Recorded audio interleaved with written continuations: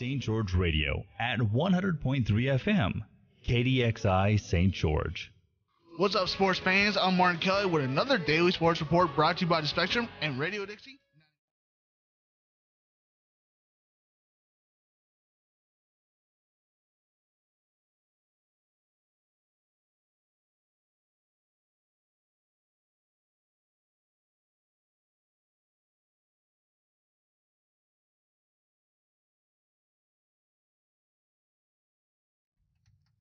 Hello, and welcome to another Monday episode of Addiction Recovery Hope, capital H, capital O, capital P, capital E, and resources.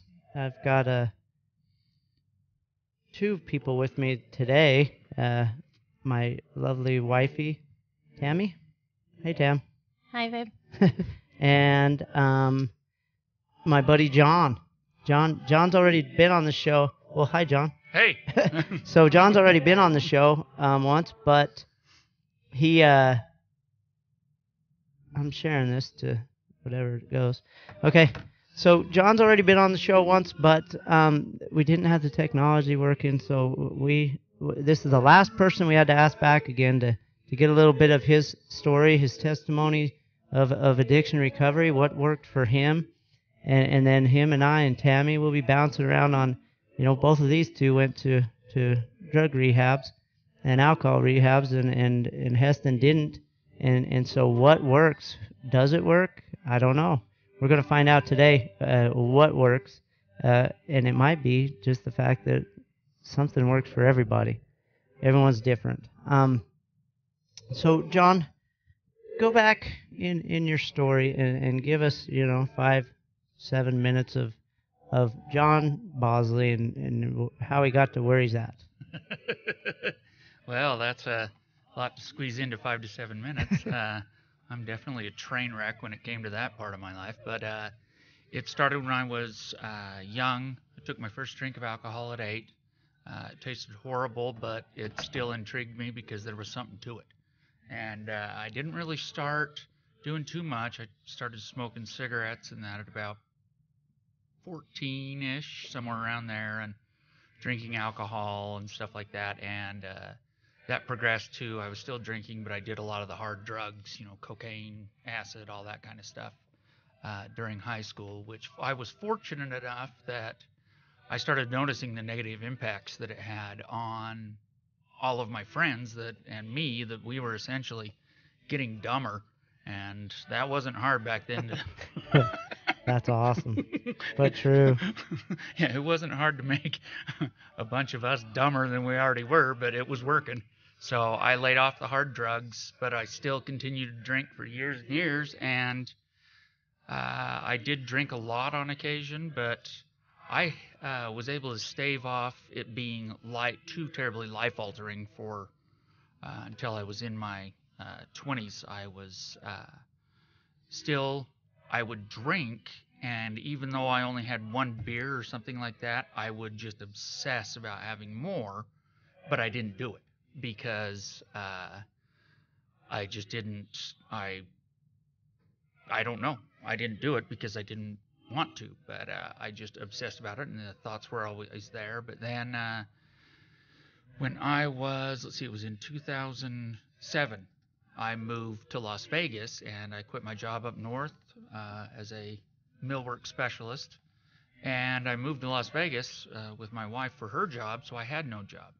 Well, me alone with nothing to do, I didn't know anybody in the town, so it didn't take long until I was sneaking drinks here and there, and that which led to I would have a couple cocktails making dinner and things like that, and that led into within about a year, I was pretty much drinking at least a fifth of vodka a day, which went for a couple of years. And then my wife came home, found me on the floor, passed out, and told me I was either going to rehab or I was out of the house. So I chose rehab and went through that, stayed clean for a while, but after a couple months after I got out of rehab, my grandpa died, and 2 weeks after that, my mom subsequently passed away, ironically from a overdose on OxyContin.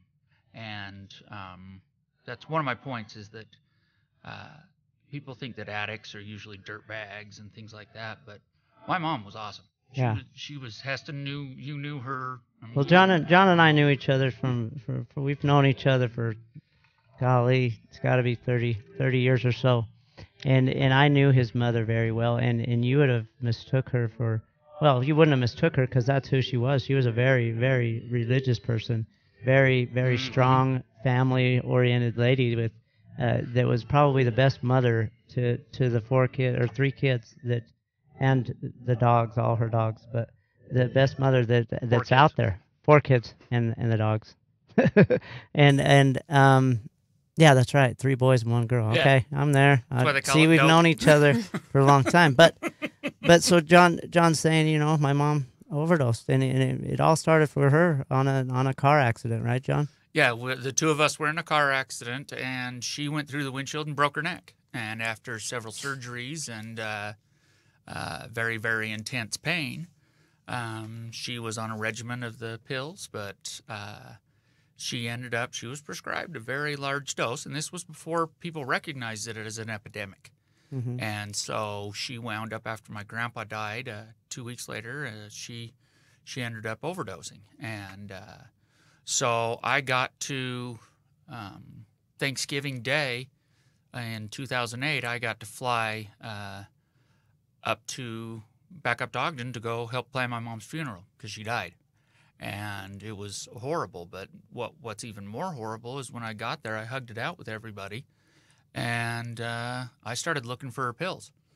Yeah. I was still clean at that time, but it didn't take long after that till I divorced my first wife, and you know it was after a while I was back running again, and I got married a second time. That didn't really go well at all. And I wound up, I did have one point where I was about 3 years sober, but I was not in a stable environment. And so I wound up drinking a lot. I've had several injuries to my arms from a previous employment where I'll keep that one short, but I was lifting way, way, way too much weight. Yeah. It should have been a 2-person job, but I went out by myself. And then after that, I just continued to work and had to have several arm surgeries. And one of those resulted in I ran out of pills, and I drank so much that I went to the hospital with a 0.64 blood alcohol content, and I was dead for about 10 minutes in the hospital. And that's when I got clean for a while. Scared straight? Oh, yeah. And I went up. I stayed with my dad for a while because I couldn't take care of myself because both arms were in casts and whatnot. And then I went back to Vegas, and that's when I met my current wife now. But back then we were dating, and I got the genius idea to buy a bullet bike, which, looking back now, I didn't know it at the time, but I have an addiction to adrenaline too. And so it didn't take me too long to, I think it was about 5 weeks I had the bike, and I T-boned a car at 100 miles an hour, and I was pretty messed up after that. And that's when my use and all that went way downhill to where I was, back on the pills, and I wound up I was a disaster. And I was at what I thought was my lowest of lows, and I couldn't work because I was such a disaster. And I basically was in my room, gun in my hand, and I wanted to die, I guess, but I didn't care enough about myself to pick up the gun and pull the trigger. And that's when I decided I called my dad. He came, got me from, we met in Mesquite. And he came and got me. I went and stayed with him for a couple months. And then I came back down to St. George, and I stayed with Heston and Tammy. And Tammy didn't even know me. No, she didn't know you. I remember that phone. Well, you can just stay with us for a while. And I told wifey, can my buddy from 20-some years ago stay with us for a while? She's like, we have a 17-year-old daughter. She goes, can we trust him? I said, I think so. And this was only a couple months after we'd been married. Yeah. So And it was, that was probably one of the biggest gifts I've ever been given in my life, was for Tammy to allow me into their house. And it was at that point that I really started working the program. And that's where I got into recovery. And, even though I was doing very well, I decided that I could go back to Las Vegas. And it was a great idea, in my head. And when I told Heston and Tammy, they're like, okay, good luck with let us know how that goes. And it was about a day and a half. And I wound up relapsing, and at that point, I thought that I had lost. Ended up in a mental institution. Yes, I did. I drank so much and took a whole bunch of pills, and they thought I was trying to kill myself. And then I decided I didn't want to be there, so I escaped. Yeah, you ran out of the building, 3rd floor. And they came back and got me. Metro did, which when they come get you when you're a fugitive, they don't come nicely. Yeah, sure. And anyway, I got locked up in the bad people mental institution. When I got out of there, I packed it up and I got out. First thing I did was go buy a trailer, and I put all my stuff on a trailer. And I came up here, and again, Could I come back, Heston and Tammy? I joined Heston and Tammy again. Yeah, and your angel of a wife now. She wasn't your wife, but she sure helped you along your path. Oh, And we're proud of her. She's a good friend now. yep. And so, but you've moved on with your life. You've Yep. been a couple years clean. December 2nd, it'll be 3 years. Yeah. So I want to talk about. So what I want to talk about today is right now is then I want to stop in about 7-8 minutes and talk about rehabs. Do they work or do they not? But right now I want to talk about, John,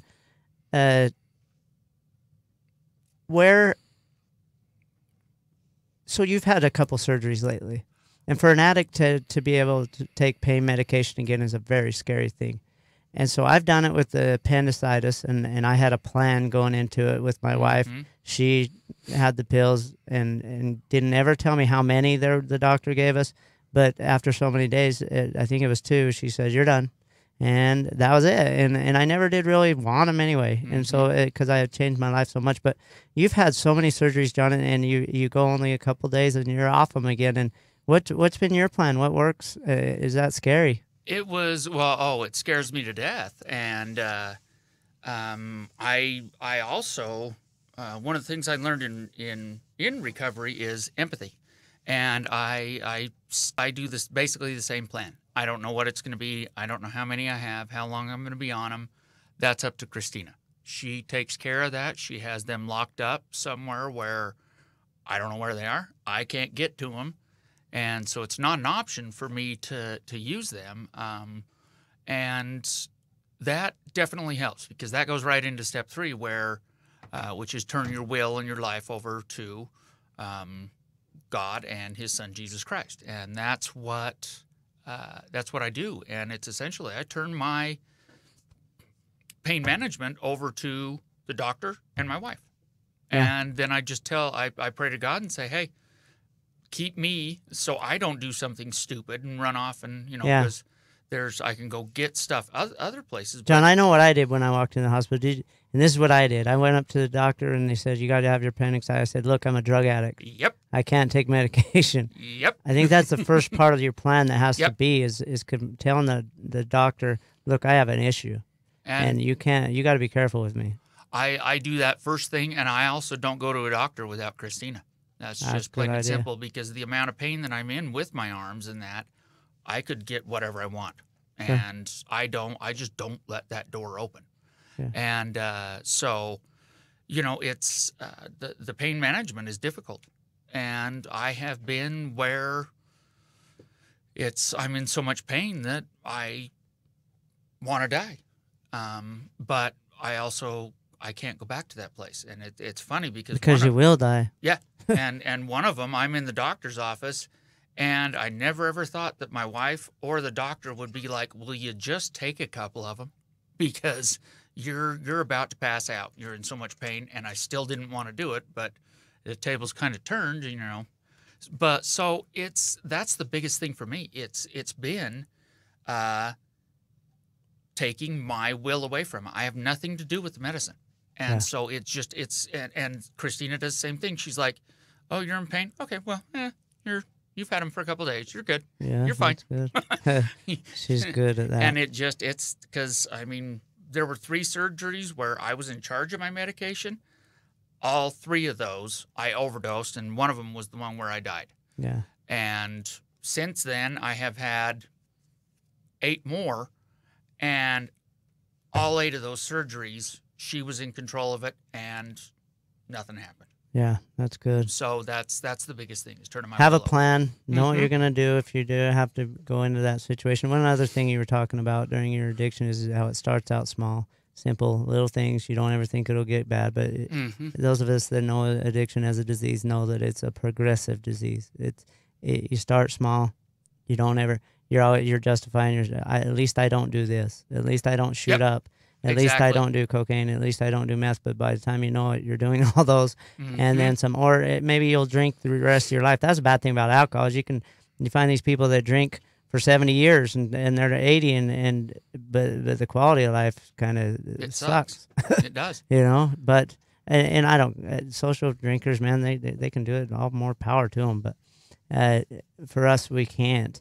But now I want to talk about, and I thank you, John. Me and Tammy talked about what to talk about today, and she's so proud of you for putting on. She's like, well, you know, how's he doing on the pain meds? I said, he was off those after 2 days. She said, are you kidding me?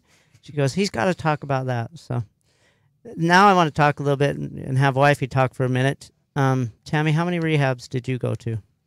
I've been to a lot. I think around 5, 6, maybe even 7. I don't know. Maybe. There's so many of them. And John, how many have you been to? I only actually went to 1. Ask me how many I've been to. None. You can't answer for me. I said ask me. How many you been to? None. There we go. but the one person more stubborn than me. No, it's not a willpower thing, that's for sure. But you have to find a program. But you know, I see people that it works. Rehab works for one person, and one person it takes 5, 6, 7. One person it takes 1, and that way didn't work for them. And so after willpowering it for another 10 or 15 years, figure out a way that works for you. And so. Tell me what you learn in rehabs. Do they work? Tammy? I can tell you that you can go to one rehab and you can learn all the tools that you need. The thing that's going to get you sober is your willpower. I could go to 100 rehabs and learn everything I need by going to just the one. The thing that got me sober was just being sick and tired and hitting rock bottom further and further each and every time that I went out. I was tired. I was broken. I had nothing more to lose other than my life. One thing I can see good about rehab is that the inpatient ones, and we'll talk about outpatient too, but the inpatient ones, you're at least getting clean time. Yes. You know, that's important because then it becomes a choice again. So that's a good thing. And the one that I did, it was kind of inpatient, outpatient, where I was there. I think it was from 8 a.m. to 6 p.m. But then I had 15 minutes to get home, and same thing in the morning. I had 15 minutes to get. I was staying with my father-in-law at the time, and he clocked me. And once I got home, I couldn't leave. I couldn't even leave to go to dinner with him. I was in the house. Sure. So, and that was one of the things that helped me was. You know, you're exactly right. You get clean time because I had to. And you do learn, like Tammy said, you learn the tools. You learn the tools. I guess also a word, maybe some advice for parents with kids that are going into, parents with youth that go into a program at a young age. I would recommend doing your homework. My first rehab was when I was 15 years old. They kidnapped you. They kidnapped me. And I remember, the therapy that we were getting at a young age, and it was a negative therapy.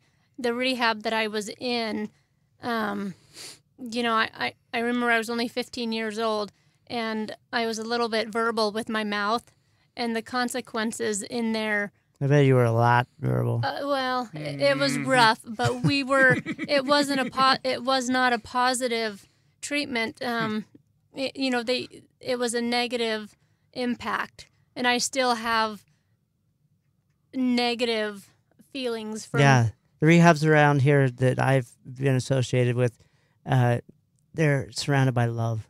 It really awesome. is. Yeah. The people, the old way of addiction recovery, of yelling at them, demanding and doing this and that, the military style, it doesn't work. No. There's a lot of youth programs. Just do your homework before sending a child at a young age, and do your homework. I think that was back in the day. Yeah, that was a long time. Yeah. And I know for me, it was I had to want to be there. I didn't want to be there. I went to rehab because it was either that or I'm out on the street. Yeah. And so it was the lesser of two evils. And I didn't want to be there. I did learn the tools. However, That's the biggest. I went right back to my old way of life. And I did maintain white knuckle sobriety, but it was, I wasn't in I had the tools, but I didn't have the drive to do it. Yeah. And it was, so, I mean, that was, and the program was a great program. What are the tools? There's outpatient programs like my buddy has, Taz and Katie, but they give you more than tools. They give you it changes your behaviors. The structure. Yeah, there's structure in your life. There's from 9 to 10, I'm doing this. From 10 to 11, I'm doing this. Yes. Instead of Accountability, structure, it changing behaviors you're working on yourself. There's nothing like a recovering addict in a good working a good program, whatever the program be. They're so honest. They're looking so deep inside themselves that it hurts. And you hit a really, really good point on that. I always one. do. Just kidding. But and one of the things that didn't work for me is I didn't continue my 12-step. I continued going to meetings and things, but one of the requirements was when you get out, or in order to graduate the rehab, I had to get through step 5. That's fantastic. Well, that's where I stopped. Yeah. And I didn't continue on, which leads to probably some of the most important things. They're all important steps. Don't quote me on that one. In an important order. Yeah. and so that's where, I had my basis, and I did look inside of myself. I did all the work, but then I stopped. And so when it came time to change my innermost character defects and weaknesses, all that, I didn't do it. Yeah. So it doesn't work. And then also, unfortunately, when I really, really got into it, I had to leave everything because a lot of people, I love them to death, and I miss a lot of people that I don't see anymore. But you can have love for people, but sometimes that love has to stay just in your heart. You can't be around those people, even though they're awesome. Yeah, you bring up something that every one of us here, 3 of us, people in these recovery places are like, you can't run to a different state or a different area to get sober. The same stuff is there. But I tell you what, I did it, Tammy did it, and John did it that way. And exactly. They're right. You can still find whatever you want if you haven't changed your attitude, but to stay in the same place around the same people is disaster. It's almost impossible because that's all you know. And one bad day, one bad hour, here I don't know no one to go get nothing from, and I don't want to. But with a passing thought, it's gone in 2 seconds. But had I been up north where I'm from, one bad day, I know where John lives. I know where Bob lives. I know where Sleepy. I had a drug dealer named Sleepy once. Hey, I bought some from that guy. Anyway, yeah. Hey, with a change of heart, change of heart. I like that. Yeah. If you have a change of heart and you have the desire, you can move But a lot of people don't have that opportunity. A lot of people don't It's tough. have And They it's have nowhere lonely. to go. And it's lonely. an ability to move and to have that chance to move and get away. But if you look, there's resources. Yes. And they can do that. And that's that's the thing. You have to. It's a drastic thing to change, and you have to do it. You know what bugs me the most is when you're someone's asking you questions. How do I get sober? How do I do it? And you give them advice like, you do this. Like I'll tell someone, you know what, you may need to move away. Well, I can't lose my job. Well, look, buddy, you're going to lose your job anyway. Yeah. You want to Odds wait are 5 you're not years, doing too and then good. you're just 5 more years down the road. I mean, but the fact of the matter is if I started my life, I was pretty much homeless with my son, and now to where I am now with the things I'm blessed with now, I'm still not like, I have not excess of money or anything like that, but I have a car, I have a house, I have a wife, a stable relationships, good friends, a beautiful area I live in, Yes. and you can start over. And from what I've seen, it doesn't matter what age you are. You can start over, and it's slow and it's rough, and you got to be humble. Like I started out at Maverick at a gas station at 40 years old, make $12 an hour or something, but I was willing, and all of a sudden the doors open. See, When you're positive, working a good program, doors open. they do. And that's the thing. I mean, I had a good job. I was doing, I was an ice carver in Las Vegas. I was in some of the most awesome, hotel suites and stuff like that. But who was I kidding? I was an alcoholic working in bars doing ice carving. Yeah, that's a good one. Yeah, that just doesn't. That's a recipe for disaster. Yeah. I made good money and I loved what I do, but I couldn't do it anymore. Now I do woodworking in my Yeah, back shop. sure do, and you do a good job. And so that's the thing. It's, like once again, like I said, none of those people, a lot of my friends weren't bad people. I had an awesome job. I was around amazing people. Yeah. I couldn't be around that stuff anymore because the substance really isn't any of our problems. It's the behaviors that come along with what we do. Yeah, is we're what just checking out. That's does what the the substance is for, that we Yeah. don't have to deal in reality Yep. for that day or that hour, and it turns into years and decades. Yeah, Right? all I wanted to do was go home and get hammered in my bedroom and watch a Blu-ray. Yeah. So do rehabs work? Yeah. Yes. I think they do. Yes. I think we've all Mhm. determined yes. I think they work for a lot You of have to things. want to be there. Yeah. And I think whether it be inpatient or outpatient, you need to, a family member or something can research it for the person, before it gets too far or something, and get the right, as long as the person's willing, right? Absolutely. And, You've got to be willing. and the work doesn't stop when you leave the rehab. Yep. You've got to understand that when you get out, this is a lifelong thing. I love going to meetings. I mean, Yeah. I love. You I still go to the facilitate. jail every Friday Yep. or every Yeah, other every other Friday. You visit It's our awesome. girls. Uh-huh. We I miss love my our jail girls so much. R- Shout out to the We perk got to say girls. that rehabs work when the individual go and When you work it. when you work it. Yeah. Yeah. When you work an honest program. And when you're working 10, 11, 12, your Yes. maintenance steps or Mhm. something similar to a 12-step program with your maintenance, every day you're doing daily inventory. You're turning it over to your higher power or God in our Mhm. case, and then you're helping others. Well, and look at it like it's like a college degree. You can go to college for 10 years, but if you don't actually do all the work, get your Absolutely. degree, you got nothing. Yeah. You Good need point. to complete it and keep doing stuff. Yeah. That's the thing. I find stuff, just because I quit drinking alcohol doesn't mean, me getting all road raged out, pulling somebody out of their car and curb stomping them. Oh, geez. I'm going to go to jail for a lot longer than I was in the hospital on alcohol. Yeah, don't be doing that. That John. just, that's just. But that's your the behaviors fact. that you work Yes, on. Yes. Right? And all that. It's alcohol, any of that stuff can take me away from my family just as easy as alcohol can. Yes, and it is the behaviors, and I find that I struggled once when Tammy and I quit our mission and didn't do this radio show, and I didn't go to meetings, and I do still once in a while. I probably need to go to more. Wifey would tell you I do, because of the character behaviors. It creeps back in. You get a little bit. I get short tempered. I get reactive, and that never works. I know this going into the day, but it's sure enough, it's something that Hey, I work on John, every day. I'm going to have to get him knee pads because he's on his knees a lot praying. Yeah, because he's always somebody's got a little tamper over there. Not true. and it's the thing, and that's just it. I mean, I facilitate one. We're more on in competition. Wednesday nights also, and Just so you guys know. Yeah. So I'll react on you both right here. No, I'm kidding. Well, we thank you all for listening and supporting our show. This has been a journey that I've been a privilege to be a part of, and we thank Professor Denovan for allowing us to come on here and talk recovery and share the message of hope and that it is possible. And we hope to be doing this show weekly for a while. I guess they want me to be here for a bit, and it's awesome. Me and Wifey, and we'll have John on again.